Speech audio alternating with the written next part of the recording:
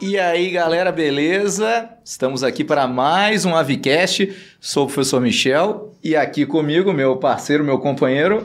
Cláudio Melon. Salve, salve, Aviceners. É um prazer estar aqui com você, Michel, e com o nosso convidado especial também hoje, hein, Micha? Especialíssimo hoje, nosso querido professor Lima. Bem-vindo. Boa tarde, Michel. Boa tarde, Claudinho. Um prazer enorme estar aqui com vocês em mais uma edição do programa. Boa, estamos ficando famosos, hein, Michel? Estamos. Já temos 2 fãs. Fãs? É. Não tem nenhum hater? Não, por enquanto não. Ótimo. Porque eu acho que eles falam, não vou gastar tempo com esses caras. Nós temos 2 fãs. Quem são eles? Minha mãe e seu pai. Não, já tem muita gente falando, repercussão muito positiva. Tá muito legal, muito legal. Professor Lima, nosso propósito aqui é trazer para os alunos, para a comunidade, esclarecimento sobre como é o trabalho dos nossos queridos professores, como é que eles são, para os alunos terem uma boa influência. E aí, mais do que nunca, a gente sabe, você já está aqui em Pirassununga há um bom tempo, mas você tem uma história lá de trás de São Paulo. Então a gente queria, como o Claudinho adora fazer a frase... Quem é o Lima na fila do pão? Ou seja, é uma autoexplicação sem muita modéstia. Não precisa ficar muito modesto, não. Você sabe que tem algumas coisas que eu acredito que são super importantes, que daria para a gente passar para os alunos. Mas uma delas é quando eu estava na universidade, só para lembrar que eu estudei tanto na Pontifícia Universidade Católica de São Paulo como na Universidade de São Paulo, em ambas, né? Mas quando eu estava lá, eu fui fazer estágio no Ministério da Fazenda, que na época era algo fantástico, algo para você seguir carreira e fazer sucesso, etc. Mas eu não era muito feliz. Eu fazia, na época, computação e trabalhar em computação naquela época era você estar naquela sala super fria, ar-condicionado ligado, as máquinas só funcionavam com temperatura muito baixa. E eu fazia estágio lá dentro, primeiro no SEAD, né? E depois no Ministério da Fazenda, e eu ficava numa sala muito fria, muito fria. Eu sei que uma vez eu estava indo embora no metrô, e não estava muito feliz com o meu estágio, aí eu encontrei um professor de física, nunca esqueci essa história, o nome dele era Werner, meu professor de física, eu ia muito bem em física, e ele, oi professor, como é que você está? Ele, oi, me chamavam de Rubens naquela época, e conversei com ele, mas ele viu que eu não estava muito feliz, que era um professor que interagia bastante, e aí eu disse a ele assim, estamos indo, né? Fiz assim, estamos indo, né?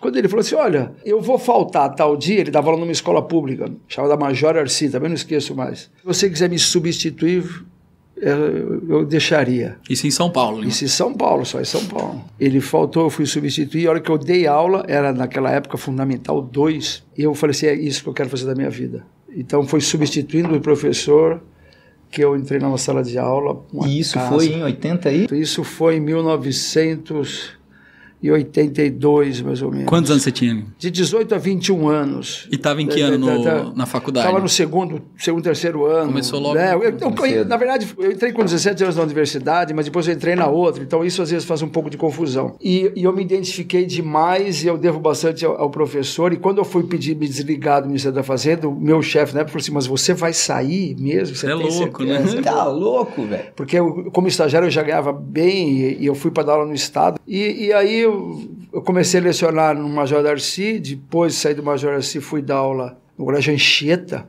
onde eu já conheci professores figurões. Cheguei a dar aula no antigo Mobral, foi uma experiência fantástica. Isso daí é difícil descrever o quanto isso te sensibiliza, te comove de trabalhar com esse segmento, né? O Mobral seria hoje o EJA? Hoje é o EJA. Hoje seria o EJA. Hoje se chama EJA, mas era o Mobral na época. Educação de Jovens e Adultos. Exatamente. Aí fui no Colégio Anchieta e aí depois fui seguindo a carreira. Quanto tempo, Lima, na escola pública até chegar à escola particular, mais ou menos? Eu acredito, uns 2 anos. E na pública, então. Ensino Fundamental 2? Ensino Fundamental 2 foi quando eu dei na pública. Não cheguei nem a dar aula no ensino médio. Na pública eu já fui para a rede particular. O ensino público eu fiquei 1 ano só. E depois já fui fazendo algumas pequenas escolas particulares, né? Eu comecei também no ensino fundamental e acho que... Não sei se todos nós, eu também conheci. Então, eu não sei se vocês compartilham da mesma experiência, mas acho que foi ali que eu aprendi a dar aula. Tô aprendendo ainda até hoje, obviamente, né? Mas acho que o ensino fundamental é o lugar, né? Eu vou falar para você também. tem uma experiência nesse período de adaptação na escola pública, uma passagem incrível, que eu contei durante muitos anos em minhas aulas. Comecei a me dar muito bem com os alunos e aí, uma vez, os alunos falaram assim para mim, olha só que absurdo. Professor, vamos ver se você é bom mesmo. Já ouvi essa. Tá bom, vamos ver se você faz conta mais rápido de cabeça do que um japonesinho. E mostrou um japonesinho assim. E aí os alunos começaram a dar risada. Eu falei assim, como é que é? Ele faz conta, vai de cabeça. Vamos fazer, professor? Ah, tá bom, vamos fazer um teste.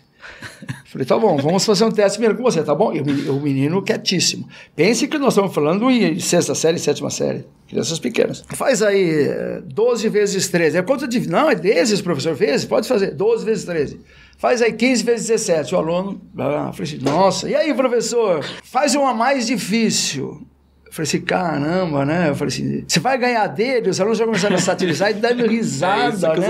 Eles adoram botar uma pilha, né? Uma pilha, e, na verdade, o menino fazia a conta muito rápido, né? E aí, eu olhando, eu falei assim, meu Deus, não pode ser, né? Isso daí. E nós estamos falando de uma coisa, para vocês terem uma noção, há mais de 40 anos atrás, hein? Só para vocês terem uma noção da época que aconteceu isso. O garoto, eu falo assim, tá bom, então faz 128 vezes 256. Peguei uma coisa bem absurda. E ele respondeu. Quando ele respondeu, e a molecada... E aí, vamos lá, professor, vamos apostar. A molecada tocou o terror. Mas nessa vez, eu olhei muito para ele e observei que ele, com as mãos embaixo, ele mexia um pouco aqui embaixo, né? Tá bom, então eu vou fazer a última conta e nós vamos apostar, ok? Tá bom.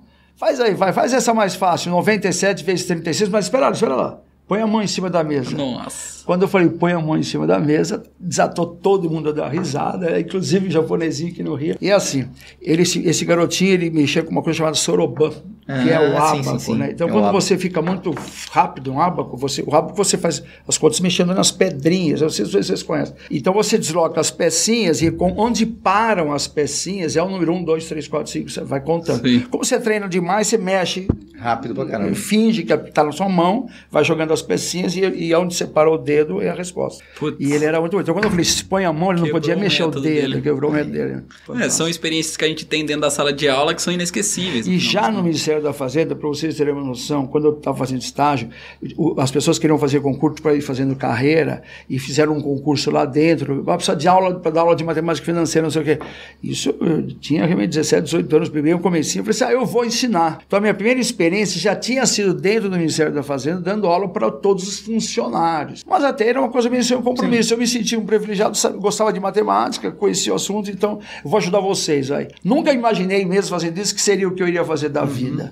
O que eu sentia na época é que eu gostava de me relacionar, de conversar com as pessoas, e o que eu tinha escolhido fazer da minha vida, eu ia ficar sozinho, eu ia à máquina. Tinha alguém que te inspirava por conta do lance de ser professor? Olha, eu não vou falar você que tem exatamente que me inspirava, mas eu tive professores fantásticos a minha vida toda, na época, professores que eu sentia muito legais, professores que interagiam bem, que tinham uma didática fantástica. Eu sempre tive professores bons, né? Mas, assim, falar que teve uma pessoa que me inspirou, não teve. Eu tinha um amigo chamado Mauro, era um cara fantástico, um cara que eu gostaria muito de saber como ele está hoje, que ele foi meu melhor amigo durante anos. Naquela época tinha muito fazer trabalho, né? Você tem que ir na frente e apresentar o trabalho, né? Sim. E aí chegava lá, bom, agora grupo tal, as meninas, né? E a gente começava a dar risadas, ficavam todas nervosas, né? Ai, não vão conseguir assim. Professor, quer que a gente faça agora? A gente faz. A gente levantava a mão e falava dessa forma. Estava no 3º ano do ensino médio, estudava pra caramba no vestibular, então o assunto era fácil para nós. Deixa eu ver o que vocês estão, a gente brinca, deixa eu ver o que vocês estão. Tá bom, a gente ensina, professor, a gente dá essa aula. Então ele sabia que a gente lidava bem com a disciplina, né? Então, isso marcou bastante.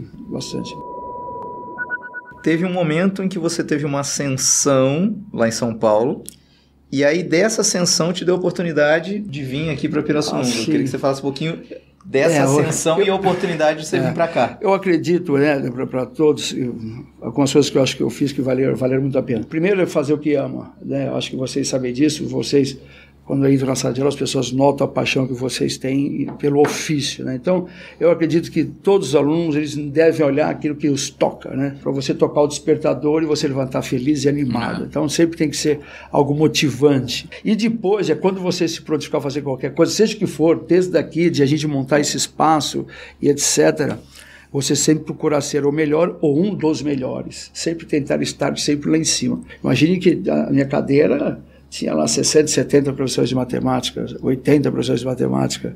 Era uma competição enorme com um monte de gente de matemática. E o meu chefe, evidentemente, virava e mexia, ele falava, olha, eu preciso de alguém que me ajude a gravar as aulas.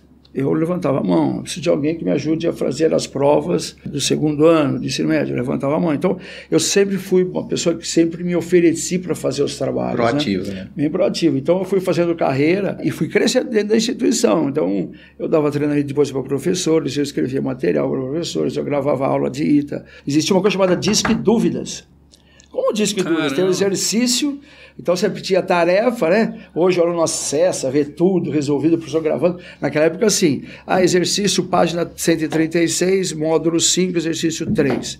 Tá, discava com o telefone. Era o plantão. Era o plantão. Aí aparecia a gravação, olha, você deve fazer a gravação no telefone. Enfim, no final dos anos 80, começo dos anos 90, os dois ápices do plantão fora da escola era isso. Era o plantão telefônico, que lá eu morava no interior do Rio, em Volta Redonda, e a rede que eu estudava, que era a rede MV1, oferecia isso também, lá no Rio. Que era o plantão telefônico e tinha as aulas gravadas na TV. Lá no Rio passava na Rede Brasil. Era o equivalente aqui em São Paulo do vestibulando. Sei. Então, você tinha oportunidade de, em casa, tirar dúvidas às vezes. Então, você não podia ficar no plantão da escola, tudo, aquele plantão clássico. Você tinha que fazer plantão em casa. Nós gravávamos, na época, no estúdio da Jovem Pan, da Gazeta, todas eram salas como essa. Então, esse ambiente era um ambiente que eu já vi lá atrás. Porque você tinha que gravar exercício, não podia ter nenhum barulhinho, né? Então, eram coisas que quase ninguém gostava de fazer, e eu estava sempre tinha que ser meio rápido também, porque telefone naquela época era meio caro também. Nossa senhora, era bacatando. Não, você tinha tempo. Minha mãe tesourava, falando, não, você vai no plantão na escola, não deixava não. Aqui, ó. Exatamente. Nesse caso, fui fazendo carreira, né? Aí, a ponto de eu chegar ao meu chefe e falar assim, puxa, chefe, eu gostaria, quer dizer, eu sempre quis crescer bastante, né?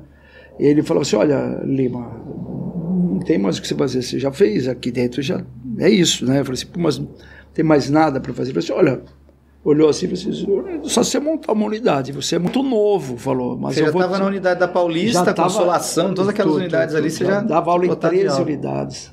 Poxa. Dava 63 aulas, isso eu conto para todos. 63 aulas é você dar aula manhã, tarde e noite, dia a dia que você não via o sol, né? Os prédios não eram prédios que você tem jardim, né? Não tinha jardim. 1000 aulas, não via passar nada, mas assim, sempre com bastante paixão. E as pessoas, isso vocês entendem pra caramba, as pessoas acham que as aulas são sempre iguais, né? Não é. Você dava, às vezes, 10 vezes o mesmo assunto no dia, mas era sempre diferente. Você planeja até a mesma aula, mas chega na hora, tem uma dúvida diferente, tem uma conversa. Uma interação diferente, uma coisa... Você vai sentindo, né, também o que a sala. Quando eu fui montar a unidade, eu montei a unidade no ano que o Rafael nasceu. Então, para vocês terem uma noção, o Rafael nasceu em 94, eu montei a unidade em 94, né? Então o Rafael tem a idade da escola. Poxa vida. E aí, uma das razões de eu mudar para o interior foi porque eu tinha muitas saudades também, porque eu devia ir embora chorando. Eu ia embora chorando, porque eu saía domingo à noite de casa para vir para Pirassununga e chorava de saudade, porque eu gostava muito do meu filho. Mas você é de Pirassununga, Lima, não? Eu sou de São Paulo. São Paulo, entendi. Então eu tinha que viajar, porque eu ficava no interior e depois voltava para São Paulo, porque eu não tinha permissão de largar as aulas, eu tinha que continuar lá. Entendi. Eu larguei 2 dias de aula. Eu saía domingo, ficava segunda e terça, e quarta eu tinha que dar aula lá. E por que Pirassununga? Então, Pirassununga, esse daí é bastante legal, porque nós fomos visitando cidades, né? Na época tinham 3 professores comigo. Nós fomos visitando cidades e fomos, inclusive, minha cidade, que eu cheguei a morar em Caieiras. Caieiras é uma cidade que fica a 36 quilômetros de São Paulo. Pertinho. Então eu cheguei dos meus 2 anos de idade aos meus 14 anos, eu morei em Caieiras, num sítio. Ô Lima, seus pais tinham formação acadêmica já ou não? Meu pai era uma pessoa extremamente inteligente, tanto meu pai quanto minha mãe. Meu pai era bom, prestava concurso, ele passava em tudo. Sim. E ele era fiscal da Receita Federal. Nós éramos pobres, nossa família somos em 6, morava num sítio. porque na verdade tivemos várias dificuldades e nós fomos morar em sítio que era um sítio de herança. E a gente falava, meu Deus do céu, e alguns amigos do meu pai visitar meu pai no sítio, uns carrões. Meu pai tinha um Calhambeque, um Ford 51, só carro velho. Aí chegava a Bucinho Caxambó. A gente fala, como é que pode? O amigo do meu pai tem tudo e a gente não tem nada. A gente não entende, porque a gente era muito pequenininho, né? E depois, evidente, a gente acaba entendendo, né? Cada um segue um caminho da vida aí. E meu pai era muito certinho em todas as coisas que ele fazia. Uma das coisas que ele ensinou foi bastante isso de o que é nosso, o que não é nosso, não é nosso. Então, ele conta a passagem da época da Receita que são inacreditáveis, assim, porque o fiscal ele tem que chegar lá e falar, você precisa melhorar isso, você precisa consertar isso, que eu volto daqui 2 semanas para ver se você fez. Aí você voltou, olha, se você não consertar isso, eu vou te atuar. Então, existe uma cartilha, isso para quem faz tudo certo. É uma profissão que tem assédio demais. Agora, se você não fizer certo, você tem caminho curto, etc. Então, no caso dos meus pais, e a minha mãe, para você ter noção, chegou a estudar no Colégio Bandeirantes. Sim. E aí, só que é de uma época que as pessoas tinham que casar cedo, queriam casar cedo, não era como é hoje que vocês sabem, mas naquela época minha mãe se casou com 18 anos. Poxa. Então foi encurtando toda a carreira dela. Vamos falar outra coisa, que pro Claudinho isso é um assunto cara, os caras estão me forçando a casar logo. Então, peraí, quando eu dei aula pra você já namorava? Não é assim. Imagina que minha mãe casou com 18, interrompeu, não fez universidade. Casou com 18, não tinha faculdade para fazer naquela época, com 18 anos. Então, ele foi tendo os filhos, né? Naquela época todo mundo queria ter filhos, era muito normal ter 6, 7, 8, 10, 12. A família do meu pai tinha 12. Depois minha mãe resolveu voltar a estudar, voltou a prestar concurso, entrou para trabalhar também no Ministério da Fazenda. Um concursado. Então, os meus pais sempre foram de estudar, ler, né? Meu pai, por exemplo, me ensinou a jogar xadrez. E eles falavam sempre assim, olha, a nossa herança é a educação. Até uma frase do meu pai, da minha mãe, que eles falavam assim, olha, filho, você vai poder ir em qualquer lugar do mundo, não necessariamente você é respeitado pelo dinheiro que você tem, mas pela educação que você tem, você vai ser sempre respeitado em qualquer lugar do mundo. Então, eles sempre incentivaram demais a todos nós estudarmos, né? E aí, toda a minha família estudou bastante. Eu lembro da expansão dos cursinhos começo dos anos 90, que era partindo da capital e radiava para o interior. E aí como é que você chegou a Pirassununga? Como é que foi essa então, opção? nós até fugimos que vai... Foi para Caieiras. Eu visitei várias cidades da nossa região, que a gente... Vargem Grande do Sul, é uma cidade que a gente ficou bastante entusiasmado, mas não dava, etc. E depois nós acabamos vindo em Pirassununga, porque o pai do professor Baraúna falava muito para mim assim, Pirassununga é uma cidade que tem os militares, é uma cidade bastante interessante. Um belo dia eu falei assim, vamos visitar a cidade do seu pai, porque ele fala muito para a gente ir lá. Então foi um tremendo de um acaso, porque nós chegamos aqui chovendo, não encontrávamos nada e já estávamos praticamente indo embora, porque não ia ter jeito. Mas aí, numa última passagem, uma pessoa virou para nós, né, e falou assim, olha, eu não tenho, mas eu tenho uma pessoa que talvez ajude vocês, procura o Bruno, vocês devem conhecer. O Bruno foi vereador aqui da cidade várias vezes, ele é fisioterapeuta, ele é bastante conhecido aqui na cidade. O Bruno talvez possa ajudar vocês. Chegamos até o Bruno, gostaria de montar uma escola, o que você acha? Puxa, eu tenho um prédio para vocês. Ele me levou até aqui, o prédio que eu estou, na cidade de Jardim, nos apresentou, e o prédio estava ocioso. Tinha uma escola que tinha fechado as portas, que trabalhava lá, eles estavam terminando a reforma da escola. Uma casa, usar casa, assim, Isso daí em 1994. Entrarem ali. Exatamente. Tem quase 30 anos a escola. Vai fazer tem quase 30 anos a escola. A escola tem quase... Ô Lima, e você deu aula só de matemática ou deu aula de física também? Não, sempre dei aula só de matemática. Tem 2 matérias que eu gostava muito. Eu gostava muito de física, que me tocava muito, mas gostava bastante de biologia, principalmente a parte de ecologia, de genética. A genética era uma coisa que me tocava pra caramba, a genética. E na sua unidade também, ou não? Sempre, só matemática. Só matemática. Tem alguém aqui que fica falando que probabilidade é 50%. Ou acontece ou não acontece. Exato. Aí eu quero voar no pescoço dele e não posso. Ganhar na Mega Sena. Não, por exemplo, nascer as crianças de olhos azuis. Isso daí é uma coisa que eu adorava. Isso daí é muito legal, muito legal. Aí, professor, quando vocês chegaram aqui em Pirassununga, vocês já abriram o fundamental e médio? Poxa, aqui tem uma passagem bastante desafiadora, porque quando nós chegamos aqui, eu falei, a escola o prédio é pequeno, né, vamos dizer assim. Então nós éramos em 4 sócios, na verdade, aqui. né, nessa escola. O Domingos, o Jorginho e o professor Baraúna e eu. Nós éramos em 4. E aí eu falei, o que vamos montar, né? E aí eu falei, você quer saber? Vamos montar tudo. Sem noção. Do infantil Do infantil até o pré-vestibular. Porque nós entendíamos de pré-vestibular. Como meu irmão lecionava na Unicamp, eu fiquei uma vez na Unicamp entrevistando professores. E, por exemplo, o Gil veio desse momento, que era um professor que deu aula há muitos anos comigo. O Cezinha de Química. Então, alguns professores que já não estão mais. Mas a grande maioria eram professores que lecionavam comigo lá em São Paulo. Entendi. Então eu falei assim, puxa, eu estou montando escola, você quer ir comigo? Eu vou. O que eu posso pagar? Paga qualquer coisa. Eram muito amigos, era um pessoal que também ganhava muito bem. A gente ganhava um salário bem fora da realidade. Vamos lá, eu vou, deixa comigo. Pode dar, certo aí, Lima. Pense um pouco, nós chegamos em São Paulo, é pesado, é competitivo, é desafiador, é bastante complicado, né? Salas hiper cheias. Quando você fala em vir da aula no interior, as salas eram bem menores, poucos alunos, os alunos fantásticos. Com licença, iam pedir licença para apontar o lápis no cantinho lá, sabe? Era uma educação fantástica. Então, todo mundo sabia que o interior era maravilhoso. Sim. Então, quando surge uma oportunidade, eu vou.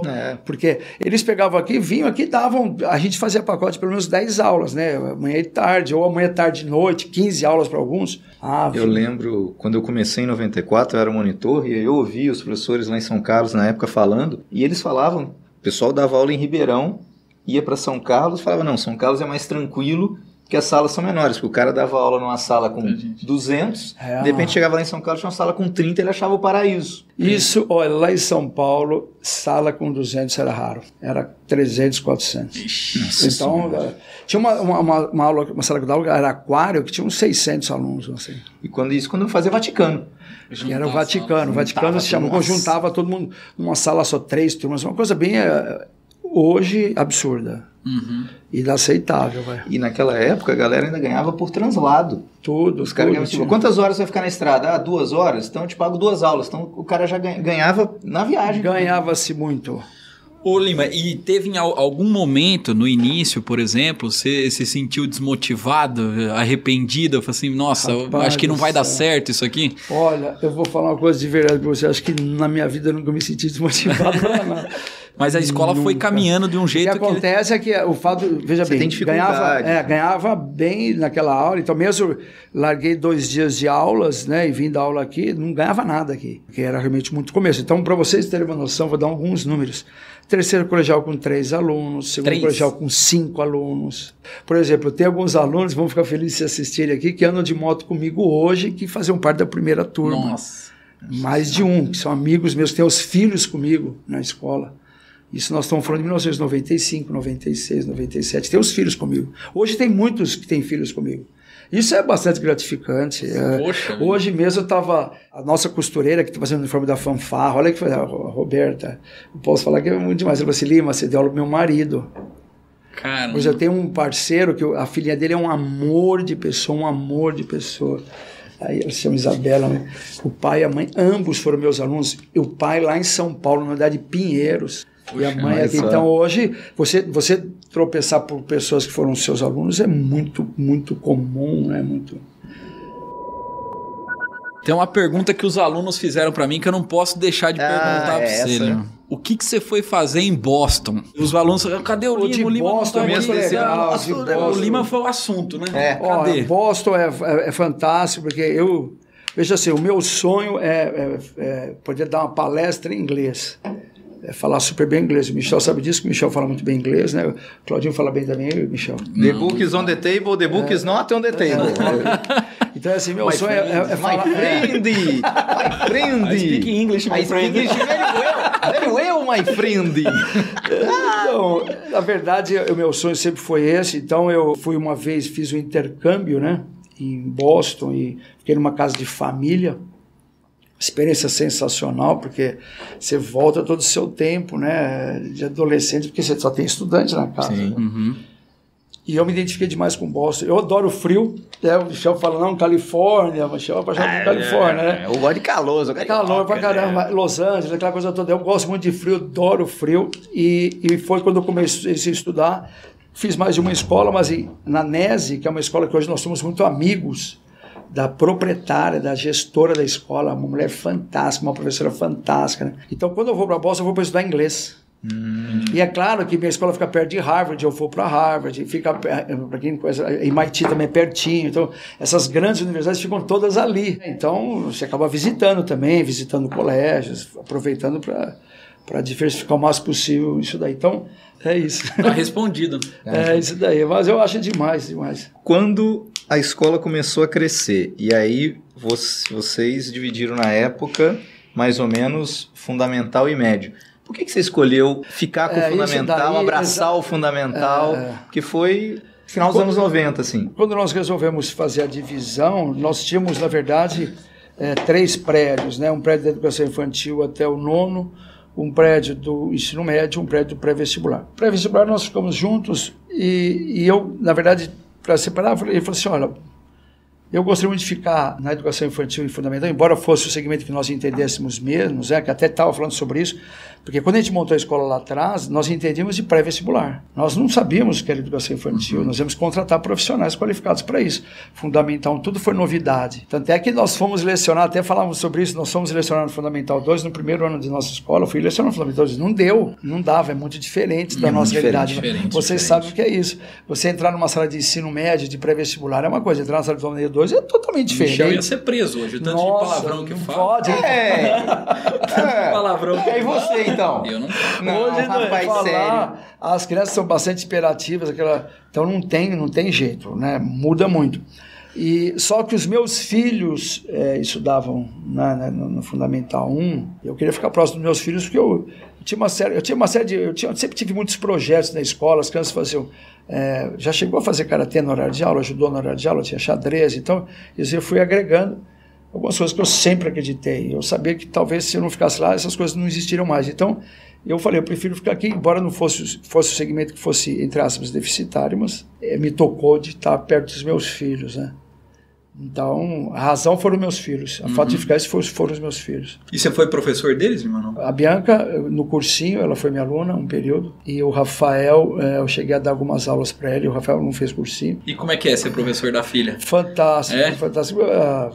Eu sou suspeito de falar, porque a Bianca entrou um dia na universidade também, depois ela quis fazer um outro curso. É muito legal trabalhar com meus filhos. Meus filhos são crianças que gostam de esporte, gostam de atividades, como outras qualquer, mas a gente sempre depois regras, né? O Michel tem filho, o Claudinho não tem, né, Michel? Não dá para ele falar, mas é importante ter as regras, né? O momento de estudar, o momento de... As crianças sempre leram muitos livros, né?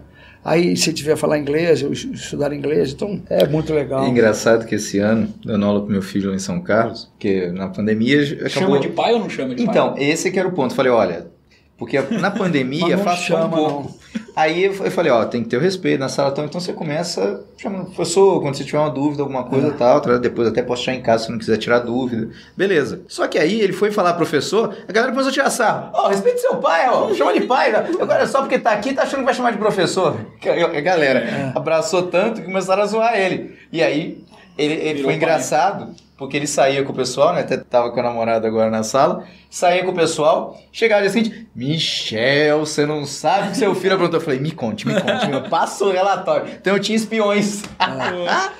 Os meus filhos nem perguntavam. Eu acho que para não ter essa situação, eles acho que evitavam até fazer perguntas, perguntavam depois. Então não tinha essa cena, professor, ou Lima, ou pai, né? Eles não perguntavam. E trabalhar com o filho? Então, isso daí até, eu quero que minha filha escute, né? Porque o meu sonho sempre foi ter meus filhos trabalhando comigo, né? Eu queria muito que minha filha trabalhasse comigo, ela está em Ribeirão Preto, então ela até um presente momento ela não vem, mas ela faz falta demais. Aí, Bianca, fica a dica, hein? Já falei muito que eu queria muito que ela estivesse aqui conosco. E seria fantástico, né? Para mim, eu acho isso ótimo. O fato do Rafael e o Thales eu chamo como se fosse um filho, né? Vocês conhecem bem a história do Thales, o Thales mora conosco. O Rafael e o Thales entraram 16, 17 anos na USP direto, foram fazer mecatrônica, então entraram muito cedo e se conheceram lá e fizeram a carreira estudantil lá. Isso é fantástico para mim.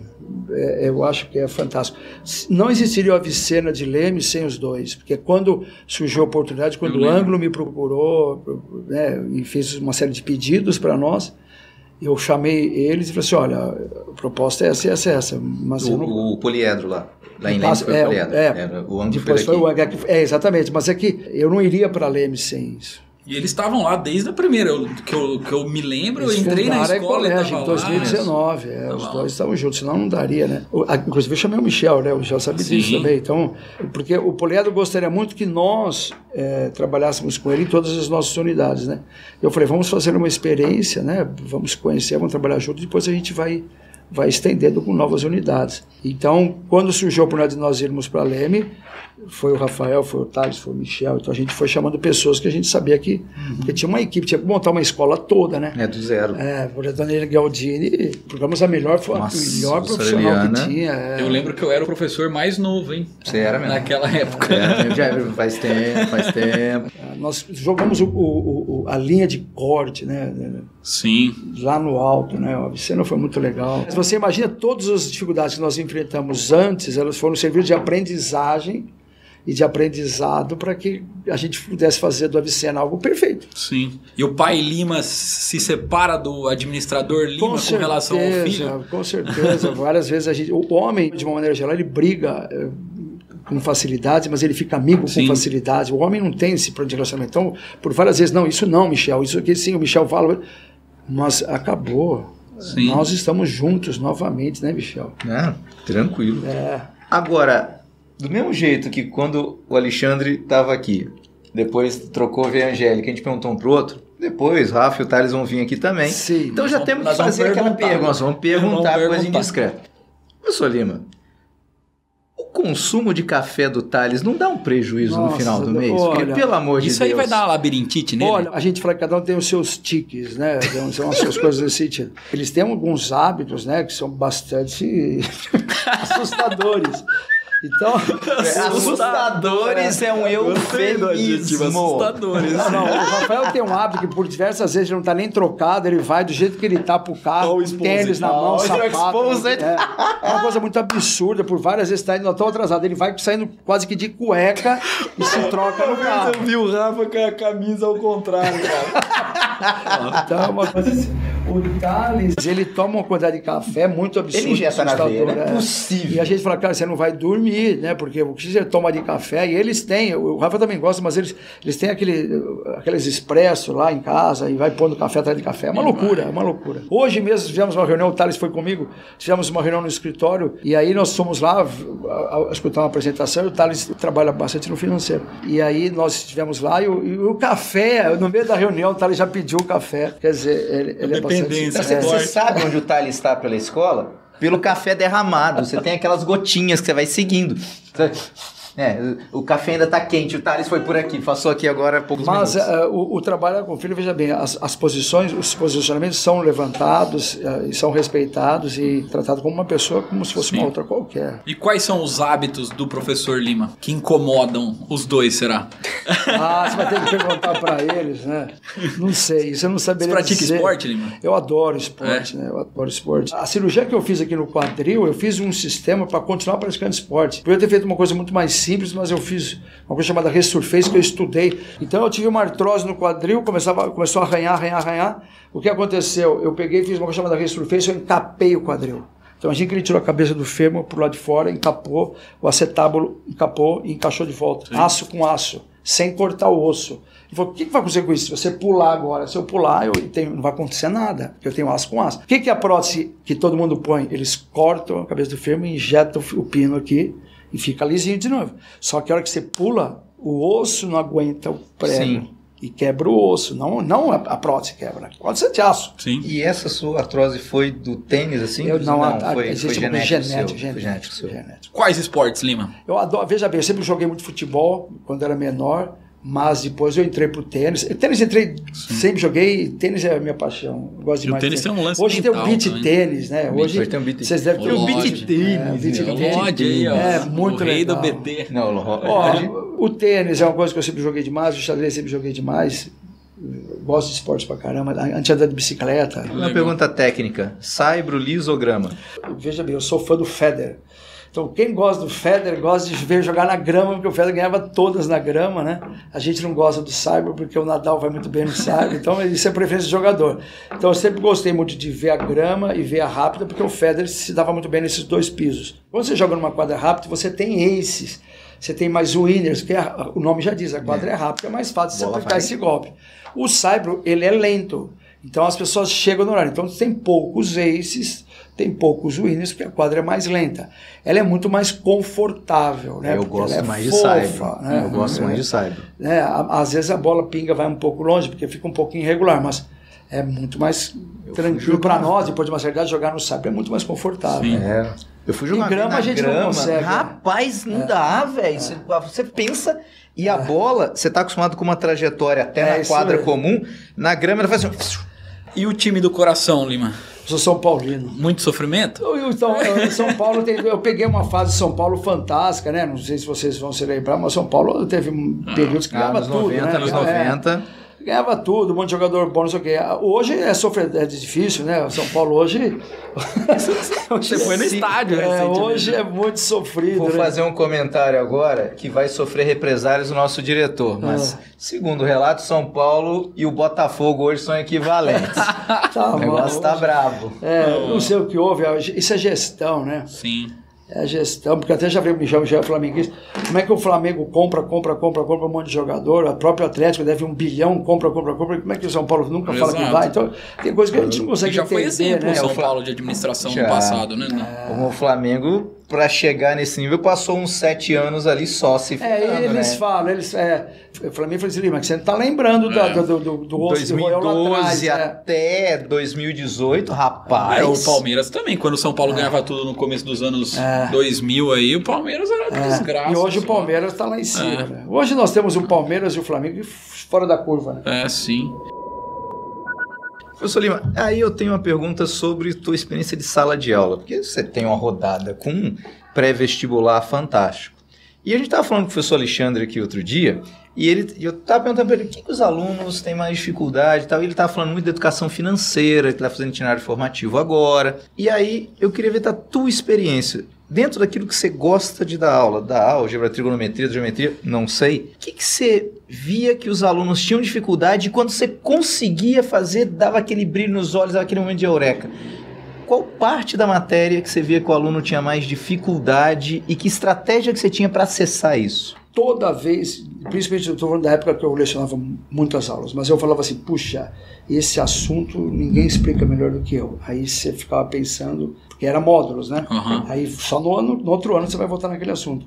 Aí você voltava lá, você mexia na maneira de ensinar para melhorar. Então, eu sempre fui um estudioso para ver que maneira eu posso explicar isso.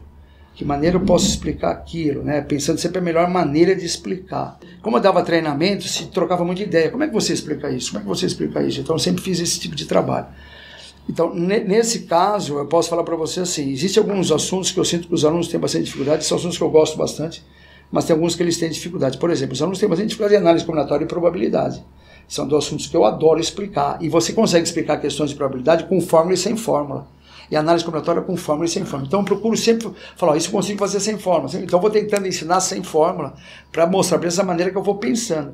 Isso eu acho que é um assunto bastante incrível. Agora, quando você fala, acho que campeão de dificuldade, eu diria que logaritmo. O professor Alexandre falou exatamente de logaritmo, que ele gosta, mas ele vê que o aluno... E eu vou te falar até por quê. O logaritmo, quando eu chego para os alunos, brinco, falo assim, olha pessoal, se tiver alguém que não entende logaritmo, eu corto o meu braço.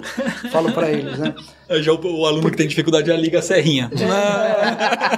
O logaritmo, quando você explica a definição e mostra para eles o que é o logaritmo, claro que ele vai entender. O que acontece é que, para você resolver um problema de logaritmo, você tem que transformar numa igualdade de potências de mesma base. E aí você mexe com radiciação e potenciação, é aí que vem a dificuldade. Uhum. Então quando você pede, por exemplo, um logaritmo de 8 vezes raiz cúbica de 27 na base raiz cúbica de 81, isso daí é muito fácil, desde que você conheça bem potenciação e radiciação. Sim. O logaritmo exige um bom pré-requisito de potenciação e radiciação e, consequentemente, das propriedades de potenciação e de radiciação. Tem que pegar o raiz de 81, transformar em 9 e tal. Exato, potência.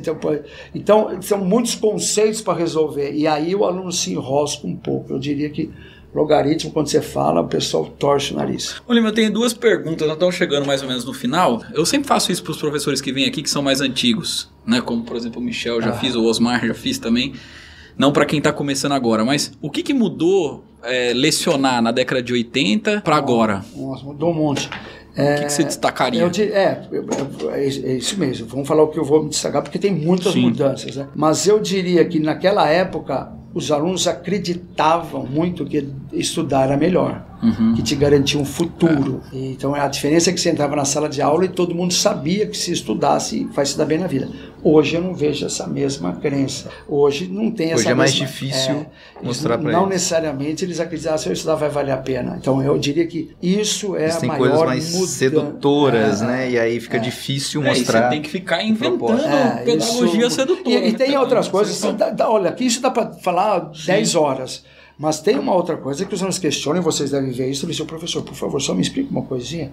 O clima da China. Por que eu tenho que decorar isso se eu pego meu celular e te respondo o clima da China? Exato. Então hoje existem algumas coisas que vocês sabem que tinha que mudar. Não tem mais sentido ser tão conteudista. Eu sou da época da Barça, do conhecer. Você tinha que pegar lá e ficar folhando para pegar a resposta. Hoje Barça, Delta Universal, assim, conhecer. Acabou. Então não tem por que você ficar decorando algumas coisas. Isso tinha que mudar. E a segunda pergunta, Lima, você acha que você, sendo professor, foi fundamental para ser um administrador de escolas hoje? O fato de você trabalhar com educação, e talvez trabalhar com matemática também, te possibilita aprender rapidamente. Você tem que estar estudando sempre, né, eu diria. Eu não sei se necessariamente ser professor foi fundamental para isso. Quando alguém pergunta o que eu faço em qualquer lugar do mundo, eu falo, eu sou professor. Sim. Quando eu tenho que preencher qualquer negócio, eu falo sobre... Eu nunca falei, eu sou empresário, eu sou gestor, eu sou dono de... Nunca falei isso na minha vida. Se você pegar qualquer fichinha meu, professor. Então eu tenho bastante orgulho de ser professor. Sim. É que também acho que ser professor faz entender a realidade dos professores dentro da escola e dos alunos também, né? Olha, eu vou falar uma coisa aqui que é fantástica. Eu chamei para vocês terem noção, isso eu vou falar, que vocês vão amar o que eu vou falar. O Claudinho está no conselho, né? Então presta atenção, tá valendo isso. Olha que, Michel, vai ficar histórico isso daqui. Primeiro que eu vou fazer uma cápsula do tempo. Isso você comentou. Vou fazer uma visita a todo mundo. Vai fazer que eu acho demais pra gente abrir daqui 10 anos. Legal. Talvez eu tô vendo só a data certinho, mas nós vamos fazer cápsula do tempo, que isso vai ser demais para todos nós. Sim. Eu chamei alguns professores e falei, vocês vão me apresentar um plano de carreira. Pô, demais. Sensacional. Um plano de carreira feito pelo próprio professor. Demais. Para pensar que força que vai vir esse plano de carreira. Sim. Eu sempre pergunto, o que é um professor bom para você? O que é um professor bom para você? E se você perguntou para todos aqui o que é um professor bom? Como se define um professor bom? Como você quantifica a faixa que ele está? Você concorda que tem muitos fatores a serem levados em consideração? Sim. Além de dar uma boa aula, evidente. Então, eu pedi para alguns professores do Arquimedes, abri para que eles consultassem outros, eles me apresentassem um plano de carreira para janeiro, e estou fazendo isso ao vivo. Grava aí, Claudinho. Grava aí. Grava, Claudinho. Isso vai, você procura o conselho e depois chama as pessoas, uma apresentação do plano de carreira para me apresentar em janeiro, para a gente apresentar, para que o professor não dependa da boa vontade. Eu sempre penso o seguinte, o Lima está feliz, então eu vou... Não. Quais são os pré-requisitos? Porque o que eu vou falar para você é o seguinte, você tem que ter, sei lá, pelo menos umas 7 faixas salariais. Então, uma faixa inicial e vai pulando. Vai então, isso vocês têm noção, porque vocês também dão aula em vários lugares. Né? Hoje nós sabemos que realmente existem diferenças. Né? Vocês sabem muito bem que um professor que leciona em São Paulo é uma coisa, Campinas é outra coisa, Ribeirão é outra coisa, São Carlos. Então, tem que ter essas faixas e tem que ter os critérios para você pular de faixa. Sim. E eles têm que ser identificados. Exato. Tempo, materiais, assim. Tem tudo. Aí é o que você está falando. Se você começar a falar, Lima, tem a formação. Mas tem sua avaliação. Nós valorizamos. Vocês sabem que valorizamos demais o que os alunos falam. Então, o Ibope dos alunos é importante. O quanto você se dedica na escola. Nós fizemos um evento recentemente. Você estava lá. Isso tem que ser levado em consideração. Sim. Então, vocês podem pôr todos os critérios para a gente pautar. E a gente apresenta o plano de carreira esse. Muito bom. Sem contar que acho que no final das contas o professor também busca estabilidade, né, cara? E para saber, isso eu falei desde aquela época, né, Michel? Era um compromisso nosso em 2019. O professor sabia que ele não iria ser desligado aleatoriamente. Exato. Isso eu também acho. A estabilidade sempre tem que fazer parte. E tem que saber que ele está tranquilo. Exato. Né? Porque você sabe disso, né, Lima? Chega dezembro, para o professor de qualquer lugar do Brasil... Fica tenso, cara. É um momento muito tenso mesmo. Muito tenso. Professor Lima, pode colocar na parede mesmo, assim? Claro, pelo amor de Deus. Não tem nenhuma censura. Ó, peraí, pela data de hoje, você acabou de falar do mês de dezembro, ó, quando você desligar até sexta-feira. Quando você desligar até sexta-feira. O Vitor tá preocupado também, né? Vai sobrar pro diretor. O diretor aprovou, você falou, o diretor aprovou. Então foi assim, ó, foi o Michel que mandou pra mim, viu? Você tá lendo. Só sobra pro menorzinho aqui, a culpa sempre é minha. Tô brincando. É uma perguntinha rápida e uma resposta. Não precisa justificar, é certo. Então vamos lá, hein, Lima? Vamos preparado. Um livro. 7 Hábitos. Uma banda ou um cantor? New Order. Oh. Eu gosto de New Order pra caramba. Uma viagem que fez. A Finlândia. Uma viagem para fazer. Noruega. Um conselho que daria ao Lima de 40 anos atrás. Ou uma mensagem para ele, para confortar o coração do Lima de 40 anos atrás. Isso daí é uma pergunta muito legal, porque eu acho que eu teria tantas mensagens. Mas imagina, vem alguém e fala assim, ó, você só pode mandar uma mensagem para ele. Estude mais. Qual curso faria? De inglês lá atrás. Eu sofro um monte hoje, não é fácil. Veja bem, eu sou da área de exatas, também é bastante complicado isso. Se eu tivesse aprendido, tivesse tido oportunidade, eu não tive, né? De estudar inglês lá atrás teria sido muito mais fácil. Hoje é bem difícil, para mim é bem difícil. Uma mensagem aos seus alunos. Estudem mais, sempre entendam que vocês vão aprender sempre, todos os dias, e façam aquilo que vocês são apaixonados por fazer. E a última, Lima. Um conselho de um experiente professor para um jovem professor. Procure preparar a sua aula de forma que seja a melhor aula do mundo. Entre sempre muito bem preparado para dar sua aula. Eu acho que o segredo do sucesso é você entrar muito seguro daquilo que você vai falar. Eu dei esse recado, Lima, pros meninos que estavam apresentando o Avited. Eles não são professores, obviamente, são alunos, né? Mas eu falei, ó, se você estiver muito bem preparado, tipo, você souber exatamente do começo ao fim, cara, nada vai te deixar inseguro. Exato. Agora, se estiver mal preparado, comentário que o professor fala com o outro, que não é nem do assunto, você vai falar assim, nossa, ele tá falando que minha apresentação tá ruim. Você tá bem preparado, a insegurança te desmonta. Olha, aproveitando esse gancho que ele deu, só para você ter noção do que significa isso. Meu chefe me chamou uma vez, tem uma aula para você dar, tem uma turma para você assumir, se você quiser, na Paulista, Humanas, 500 alunos na sala. Humanas que não gostam de matemática. Imagina. Probabilidade é 50%. Tá louca. Então, mas era o grande eu entrar lá naquela época, pelo amor de Deus, 500 anos na sala, e eu fiz exatamente isso que nós acabamos de falar. Peguei o assunto, devorei o assunto, e eu sabia, como eles eram humanos, não iam gostar tanto, porque eles querem aula de história, geografia, de português, e aí vai. Pus um monte de exemplinho mais tranquilo, né, para poder cativar o aluno. Sim. E foi uma coisa sensacional, porque você acha que não veio a pergunta lá do cara do fundo, mas já tinha cercado tudo. Então, eu acho que o professor é bem aquilo que você acabou de falar. Bem preparada, é o alicerce. E ele se sente seguro, né? Um conhecedor. E se manter estudando, né, cara? Sim. Você não pode parar. Quando eu falo em continuar estudando, é isso. O estudo tem que fazer parte da vida. É isso. Estou contemplado. Só podemos agradecer, professor Lima. Eu agradeço. Obrigado pela presença. Muito bom, Lima, muito bom. Obrigado a vocês. Foi um prazer enorme. Demais. Eu achei, o Michel já havia comentado, eu assisto, é muito fantástico. Hoje em dia, essa ação ela é bastante enriquecedora. E acho que os alunos vão gostar também, porque aqui tem respostas que às vezes um aluno não faria de pergunta pro professor Lima. Mas eu quero saber depois, na hora que vocês chamarem o Rafa e o Thales, o que eles vão falar. Não, você pode ficar tranquilo. Mas já fiz a pergunta, é bom perguntar assim, Lima, Bianca ou Rafael? Essa é super fácil. Eu amo os dois, isso é muito fácil. Valeu, gente. Gente, obrigado mais uma vez, queridos Aviceners. Valeu, aquele abraço. Um abraço. Valeu. Até. Olha, não sei pra vocês, mas pra mim passou muito rápido. Também foi muito legal.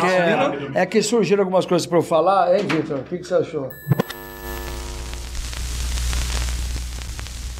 Então é uma experiência bem diferente, morar em sítio, andar descalço. Sim. Eu vesti uma coisa que vocês acho que nem sabem o que é isso, uma coisa chamada quichute. Eu ia pra escola de quichute amarrado na canela com meião amarelo. Peraí. Agora exige respeito. Eu usei quichute, inclusive já procurei pra comprar, porque tem não tem mais. Né? Não tem, os caras retrô agora estão fazendo de novo. Só que tá uma facation total. Virou gourmet. Se eu achar, o Claudinho não conhece. É a única coisa que me faz trocar meu tênis do Bob Esponja, vamos deixar bem claro. É um quichute, pô. Você ia Explica jogar como bola, que era o quichute. O quichute vinha com as travas já embaixo. Só que eram umas travas retangulares, longas, né? Retangulares. Então, cara, eu cresci em cima daquilo. Era sensacional ficar mais alto. Pô, era tudo Pronto bom. pra jogar bola, né? Você ia pronto pra jogar bola. Sabe que também eu tenho outro aspecto? As escolas pediam uniforme completo até sapato. É isso E aí. na época queria que fosse sapato preto, que era aquele 752 da Vulcabras. É isso mesmo. Que era caro pra danar. É isso mesmo. Minha mãe falava, vou comprar um 752 pra você ir pra escola, correr, cair, chutar a pedra. bola. Você engraxava o quichute. Eu engraxava meu quichute. Preto. Oh, olha isso, o bichão viveu isso aí. Ô, que chutão. Se eu achar um quichute hoje, dessa linha retrô que tá saindo agora, eu compro na hora. Que, é a única que número, Michel? trocar o 34? Não, mas olha só. Achei ofensivo. 39,40, por favor, tá?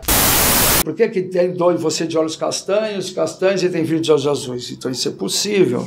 Você precisa ser, pode me corrigir, Michel, um azãozinho aqui, um azãozinho lá, dá um azãozinho e ser um filho de olhos azuis, que é recessivo. Não é não?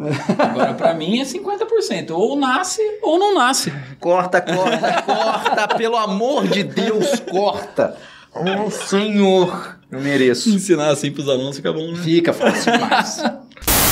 Naquela época, à noite, o cursinho saía às 11h15. Hoje, à noite está saindo 10h30, né? 11h15 saía à noite. E aí, só turma de 200 alunos, 300 alunos, loucura.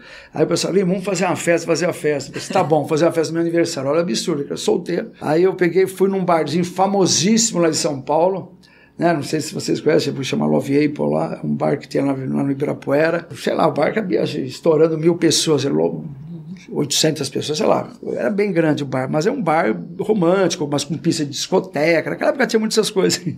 Aí chegamos pro dono lá e falei assim, olha, eu queria fazer a festa de aniversário. Então, mas como funciona? É assim, assim, assim. Quantos aniversariantes vão fazer aqui no dia? Deixa eu ver no seu dia. Eu falei, não, assim, tem que ser só eu. Você está de brincadeira, o cara falando, tem que ser só para mim, você vai fechar. Não, você tá maluco, tava eu e meus amigos, tudo dando risada comigo lá. Não, não dá, depois vai dar maior prejuízo na casa. Eu falei assim, não, pode fechar, é só para mim. O cara não botando fé. O cara não botando fé. O cara não era piada, pode ficar fechado. Vai vir umas 10 pessoas aqui, não vai dar ninguém, pô. Eu vou fazer a conta com você. Faz a conta. Outro dia eu fiz a conta brincando rapidamente, eu dava 14 unidades, todas salas assim enormes com 400 pessoas. Eu sei que eu fiz uma conta que dava assim 7.000 alunos por semana, 3.000, chutando, mais ou menos metade um homem e metade mulher. 3.500 mulheres. Então, a hora que eu chegar assim, pessoal, aniversário do Lima, hein? Aniversário do Lima, hein? Era tipo quarta, quinta-feira à noite. Sabe? Um dia assim. Dia de semana. Bom, a hora que eu cheguei lá, não tinha como entrar. Nossa. Já tinha uma filha. Não, professor, não querem deixar entrar. Não cabia mais. O aniversariante não conseguia entrar. Eu não conseguia entrar. Fala pro dono, tá vendo? Mas zoamos. Falamos. Então, coisas que são bem folclóricas, né? De se falar isso. Vamos falar da contemporaneidade, Michel? Tem uma pergunta que os alunos fizeram para mim que eu não posso deixar de perguntar para você. O que você foi fazer em Boston? Os alunos não viam você aí e falaram assim, eu quero saber... fazer uma outra pergunta que eu não vou nem lembrar, porque essa se você fizesse ao vivo aí, eu vou poder responder. Corta. Aqui é uma pergunta que os alunos fazem, depois nós paramos de falar, mas eu fico durante muitos anos os alunos falando, professor, isso. E a gente sempre enrolou, não contou, né? Eu pensei que ia ser sobre essa. Não. Fiquei sabendo que a nossa entrevista vai até o horário do jogo. Sim. Antes do jogo. Não, veja só, eu sou aquele jogador, eu sou aquele torcedor de finais, né? Não sou aquele fanático. Tem um monte de gente que acompanha o campeonato todo. Eu acompanho o campeonato todo. Então, eu sou... Você acompanhar o campeonato todo. O problema é você me torrar o campeonato todo. Eu vou mais nas finais, né? Por exemplo, agora o jogo de ontem foi fantástico. Foi demais. Eu comecei a acompanhar a partir de agora, né? Das quartas, né? Para quem tá assistindo gravado, o jogo de ontem foi Argentina 3 Argentina 3 e Croácia 0. E daqui a pouco vai França e Marrocos. É isso aí. França e Marrocos. Que provavelmente vai ser uma final de Argentina e França, está gravado. Vamos ver se eu vou acertar, mas deve ser Argentina Sei e lá, França. essa Copa tá das zebras. Eu vou deixar bem claro aqui que se Marrocos ganhar, eu não tô duvidando de mais nada. Eu tô achando até que eu vou crescer no final dessa Copa, porque só tá dando milagre por aqui, o negócio tá brabo. Já foi assistir uma Copa já, Lima? Copa não, mas o US Open da vida, os jogos, os torneios top de tênis eu já fui assistir.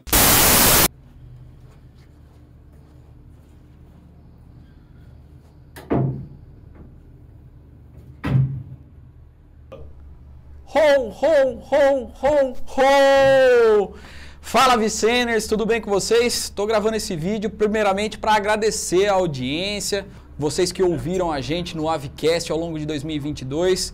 Em 2023 nós temos mais entrevistas, espero que vocês participem, mandem sugestões. E também desejar para vocês Feliz Natal, Feliz Ano Novo, que 2023 possa ser maravilhoso para vocês e para a família de vocês. Um abraço então. E aí galerinha, beleza? Tô aqui para agradecer todo o apoio que vocês deram para o nosso AviCast. Muito obrigado por tudo nesse 2022. Que ano que vem possamos trazer mais conteúdo, mais ideias, mais entrevistas para vocês. Feliz Natal, Feliz Ano Novo para todos. Valeu pela força e muito obrigado acima de tudo.